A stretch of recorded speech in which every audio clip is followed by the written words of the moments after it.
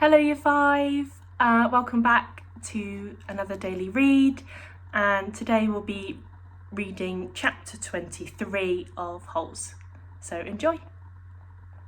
110 years ago, Green Lake was the largest lake in Texas. It was full of clear, cool water, and it sparkled like a giant emerald in the sun. It was especially beautiful in the spring, when the peach trees, which lined the shore, bloomed with pink and rose-coloured blossoms. There was always a town picnic on the 4th of July.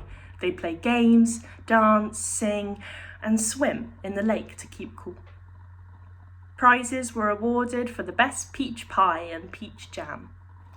A special prize was given every year to Miss Catherine Barlow for her famous spiced peaches. No one else even tried to make spiced peaches because they knew none could be as delicious as hers. Every summer, Miss Catherine would pick bushels of peaches and preserve them in jars with cinnamon, cloves, nutmeg, and other spices which she kept secret.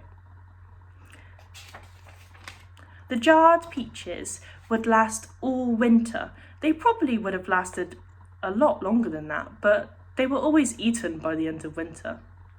It was said that Green Lake was heaven on earth, and that Miss Catherine's spiced peaches were food for the angels. Catherine Barlow was the town's only school teacher. She taught in the old one-room schoolhouse. It was old even then. The roof leaked, the windows wouldn't open, the door hung crooked on its bent hinges. She was a wonderful teacher, full of knowledge and full of life. The children loved her.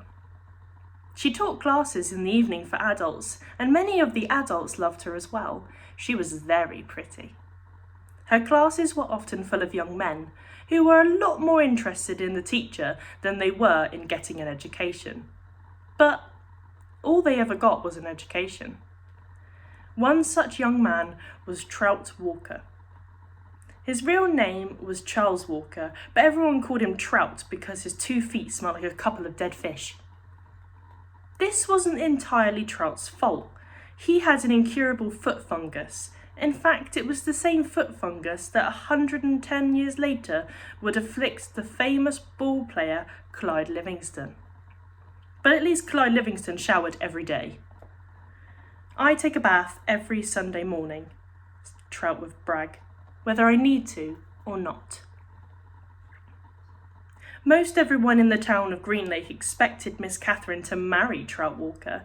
He was the son of the richest man in the county. His family owned most of the peach trees and all the land on the east side of the lake. Trout often showed up at night school but never paid attention. He talked in class and was disrespectful of the students around him. He was loud and stupid. A lot of the men in town were not educated. That didn't bother Miss Catherine. She knew they spent most of their lives working on farms and ranches and hadn't had much schooling. That was why she was there, to teach them. But Trout didn't want to learn. He seemed to be proud of his stupidity. "How'd you like to take a ride on my new boat this Saturday?" he asked her one evening after class. "No, thank you," said Miss Catherine. "We've got a brand new boat," he said. "You don't even have to row it." "Yes, I know," said Miss Catherine.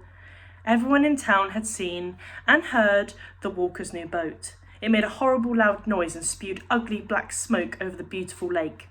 Trout had always gotten everything he had ever wanted. He found it hard to believe that Miss Catherine had turned him down. He pointed his finger at her and says, "No one ever says no to Charles Walker."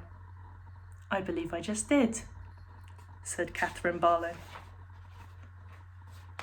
Okay, so that is the end of chapter 23, and I will see you in the next chapter, which will be chapter 24. Bye, you 5!